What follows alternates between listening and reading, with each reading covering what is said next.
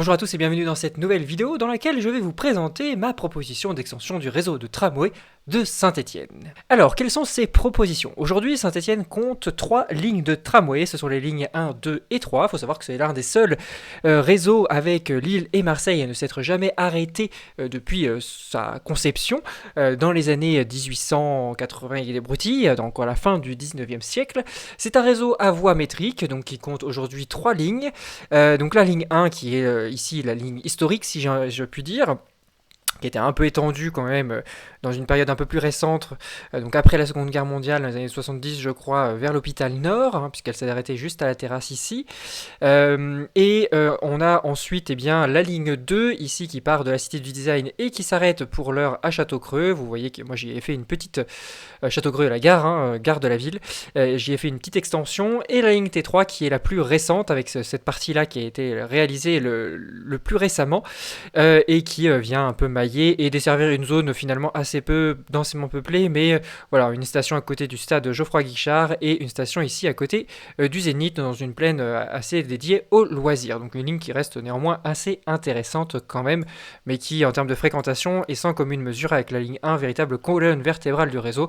Pour le coup, c'est une ligne où il n'y a pas beaucoup de virages. Ah, là, on a un tracé qui est direct et rectiligne. Un petit truc en centre-ville quand même, où les itinéraires ont été là aussi dans une période un peu plus récente. En tout cas, c'était pas comme ça à sa conception, mais les itinéraires ont été dissociés sur 2 rues parallèles. Faut voir que c'est assez étroit ici dans la grande rue. Alors on va juste se mettre en vue satellite pour mesurer un peu la spécificité de cette ville. Donc Saint-Étienne, c'est une ville pas de montagne mais de moyenne montagne, une grande ville, puisqu'on a un peu plus de 170 000 habitants de mémoire. On en a eu jusqu'à plus de 200 000, c'est aussi une des grandes villes, rares grandes villes qui a perdu des habitants, là où beaucoup en ont gagné un petit peu, ou du moins se sont stabilisés. Voilà, c'est quelque chose d'assez intéressant. On a une ville qui est très marquée par le relief, on l'appelle la ville des 7 collines, avec donc ici Montaut, vous avez le Crêt de Roc juste là, vous avez Montrénaud juste ici, et puis les autres 7 collines, je ne saurais pas vous les nommer, Villebeuf j'imagine, enfin bref, voilà, à Cotonne, bref, tout est entouré de collines, et la ville qui est ici dans la vallée du Furan qui est complètement, donc le rivière, ici qui est un affluent de la Loire, qui est complètement souterrain et canalisé, entubé même, je dirais. Ce que je propose pour le réseau de Saint-Étienne, c'est de conserver ces voies métriques parce que ça coûterait peut-être trop cher de tout refaire, et puis surtout il n'y a pas la place, mais aussi de l'étendre. Alors on va commencer par une petite extension de la ligne 2 qui est assez anecdotique en vrai, puisqu'aujourd'hui elle fait une petite liaison en centre-ville qui n'est pas inutile, on va pas se mentir, ça permet de relier vraiment l'hypercentre à la gare, donc c'est quand même assez utile. Ce que je propose, c'est de l'étendre légèrement avec une nouvelle station, donc en parallèle ici de la ligne 3 pour commencer, et puis ensuite donc pour contourner le faisceau ferroviaire. Ensuite vraiment une nouvelle extension dans ce quartier, c'est des quartiers moyennement denses, mais surtout en fait on a ici un des trucs que je déteste le plus en urbanisme, c'est ces immenses centres commerciaux. C'est un truc pour le connaître qui est vraiment démentiel, donc qui s'appelle Style. Grosse zone commerciale, puis après on se demande pourquoi le centre-ville se vide, parce qu'ici c'est accessible en voiture depuis l'autoroute, etc. C'est pas si désagréable que ça, Bon, c'est une grosse dalle de béton un petit peu végétalisée, mais ça reste pas si désagréable que ça. Mais c'est véritablement le temple de la consommation, tout ce que je peux moi personnellement détester. Donc l'idée c'est de venir tout simplement en bordure de ville, juste ici. Pourquoi pas transformer ça en parking relais, puisqu'on est juste à côté de l'autoroute A72, vous avez des sorties, donc ça pourrait être très intéressant d'avoir un parc relais dans ce coin-là. Il y a un petit peu de place, même si c'est pas énorme, mais en tout cas, faire de style un parking relais, moi ça me choquerait pas. Bref, donc voilà, petite extension sans grande prétention qui pourrait peut-être à l'avenir aller vers Saint-Jean-de-Bonnefonds. Faut voir que toutes les villes autour de Saint-Étienne sont relativement denses aussi, même si on a des petits villages qui font 5-10 000 habitants, les habitants sont assez concentrés. On verra ça plutôt dans une phase 2, mais là on va se concentrer surtout sur le bassin de vie stéphanois et la ville de Saint-Étienne et quelques communes aux alentours. Alors, ligne 4 maintenant, c'est une ligne qui reprend l'actuel projet de BHNS, donc la ligne M6+, toujours plus, parce que bientôt ça sera la M6 Super plus méga machin truc. Bon, moi je l'appelle T4 du coup, et j'en fais un tramway. Je me suis pas préoccupé dans cette prévision ici de savoir si le tramway était capable de monter les côtes. Je pense que dans la plupart des cas, oui, il y a peut-être quelques endroits où j'ai mis du tram, où c'est pas possible puisque la pente est vraiment trop importante. Mais voilà, comme je vous l'ai dit, on s'en préoccupe pas ici. Donc cette ligne M6 Plus transformée en tram, je crois que j'ai repris quasi exactement le tracé sur cette partie-là. Donc on vient desservir ici le cours Foriel, le très large boulevard, c'est un peu les Champs-Élysées stéphanois. Et puis ici, on vient ensuite desservir le quartier de la Métallère. Comme vous pouvez voir, c'est habitat, une morphologie urbaine qui est très caractéristique de l'habitat social, une très grosse zone. Et puis surtout, c'est un quartier un peu universitaire. Vous voyez, vous avez la faculté des sciences et techniques. Vous avez l'IUT juste là, donc l'université, un autre campus universitaire ici. Bref, voilà, c'est assez important, donc c'est assez intéressant de desservir tout ce quartier-là. Cours Foriel, vous avez l'école des mines, je crois. Vous avez un centre des expos ici, centre des congrès, pardon. L'école des mines, je sais plus où aller. Si vous avez une partie qui est là, et puis une autre partie, je sais plus où, mais bref, vous avez l'école des mines dans ce coin-là. Vous avez l'Opéra de Saint-Étienne qui est pas très loin, donc on a une petite station. Faut voir qu'il y a beaucoup de relief, hein, donc ça c'est que des escaliers par exemple. Mais bon, on fait comme ça, on ne va pas faire monter le tram jusque-là. Et puis ensuite, on vient se raccrocher à l'actuelle branche des lignes 2 et 3, enfin le tracé des lignes 2 et 3 pour desservir la gare. Et juste ici, boulevard Jules Janin, je crois, on fait une nouvelle branche qui suit, et encore une fois, le futur tracé de la M6+, jusqu'à la place Carnot. Je crois que la M6+, doit faire un petit truc alambiqué pour faire son terminus ici à la Cité du Design, où il ne se passe pas grand-chose. Alors, on va pas se mentir, hein, c'est plus du marketing qu'autre chose, ce projet, à mon sens. Et puis ensuite, on vient continuer sur ces rues largement dimensionnées ici, donc boulevard Alfred de Musset, pour venir faire le terminus de cette ligne au niveau du musée de la mine. Et de la place qui, je sais jamais son nom, et je crois que c'est même pas écrit ici, donc tant pis, c'est pas grave. Voilà pour le T4. La ligne T5, on va la prendre ici plutôt au nord. Alors l'ordre n'a pas tellement d'importance, hein. Ici on est plus sur une ligne de rabattement qui part du quartier de Montreno. Donc là il faut voir encore que c'est une colline assez haute. Quartier d'habitat social largement isolé, donc qui a tout son intérêt d'être desservi par du tram. Il y a 2 lignes de bus aujourd'hui qui y passent, dont une ligne plutôt style BHNS, hein, pas tout à fait, hein, mais bon, il y a une fréquence de 10 minutes et j'ai l'impression que ça charge bien. J'ai pas les chiffres, hein, mais il faudrait vérifier. Mais ça serait intéressant. Hop, on descend de la colline, c'est pour ça que le parcours est un peu alambiqué ici. On vient desservir cette zone sans grand intérêt, parce que c'est beaucoup d'industrie. Il y a le Technopole hein, ici, hein, mais bon, c'est un peu sans intérêt. On met une petite desserte du stade Geoffroy-Guichard parce que ça passe par là. Le stade Geoffroy-Guichard, d'ailleurs, c'est assez intéressant ici. Quand ils ont fait la ligne T3, moi, j'aurais pas fait ça comme ça parce que vous voyez que c'est largement dimensionné, mais ça aurait été intéressant peut-être de décaler un tout petit peu la station, par exemple de la mettre ici ou peu importe où d'ailleurs. Et puis de prévoir des tiroirs en fait, voire une 3e voie avec la possibilité de stocker plusieurs tramways en parallèle pour qu'au moment des sorties de match ou des entrées de match, enfin surtout des sorties en tout cas, on puisse stocker des rames et les renvoyer sur des deux côtés, hein, donc vers la terrasse ici ou vers le centre-ville et Château-Creux de l'autre. Voire prévoir ici même une aiguille en triangle, un aiguillage en triangle qui permette d'envoyer des trams spéciaux, d'avoir des services spéciaux depuis Geoffroy-Guichard et reprendre après le tracé de la T1 sur toute la longueur. Je sais pas pourquoi ça n'a pas été fait, enfin je trouve ça stupide vraiment. Parce que du coup, vous imaginez pas les joueurs. Alors c'est une institution, là, le football à Saint-Étienne, mais c'est tout ce quartier.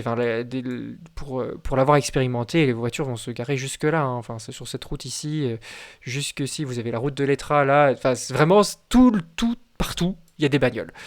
Alors peut-être que les gens viennent de loin, etc. Mais au moins pour les gens qui habitent Saint-Étienne, avoir un transport qui est fiable et tout ça, là on prend juste la ligne T3 qui est certainement renforcée, il n'y a pas de souci, mais c'est pas forcément le plus efficace ici puisqu'il n'y a pas de moyen de stocker des rames, comme c'est le cas par exemple à Orléans à côté du Zénith, il y a un petit tiroir qui a été fait et puis ça se fait à plein d'endroits différents, donc bizarre de ne pas l'avoir pensé. Bon bref, petit aparté mis à part, on continue sur notre T5 qui vient une fois qu'il a rejoint ici le tracé des lignes T1 et T3 jusqu'à la terrasse, faire une petite bifurcation et aller vers Villers. Villars. Là encore, on a un quartier qui est particulièrement intéressant ici. C'est rude comme urbanisme, hein. Notamment quand on arrive ici depuis le nord via la 72, on a ces grandes tours ici qui doivent faire au moins entre 10 et 15 étages, j'ai pas en tête exactement le nombre d'étages, mais qui sont à flanc de colline et qui s'imposent comme ça, c'est assez impressionnant et ça met tout de suite un peu dans une ambiance qui est pas très très accueillante. Enfin, c'est assez caractéristique, hein, Saint-Étienne. On peut pas dire que certains quartiers soient très très jolis, hein, notamment Bergson, etc., où on a beaucoup de grands ensembles d'habitat social. On peut trouver un certain charme, hein, dans le centre-ville ici, qui fait un peu médiéval, hein, toute cette partie-là. Il y a des choses qui sont très sympas, mais voilà, les zones un peu périphériques, c'est assez rude comme urbanisme. Bref, ici on vient desservir donc ce quartier, puisqu'il y a un peu de densité. Villars, c'est 5-6 000 habitants, je crois. Peut-être plus, je sais plus. Donc ça vaut le coup de desservir cette zone en particulier, la zone la plus dense. Donc juste ici, vous avez le centre-ville, et puis là, vous avez pas mal d'habitat social, donc un petit peu de densité. Après, on est surtout sur de l'habitat pavillonnaire, donc un peu moins de pertinence d'y mettre du tramway.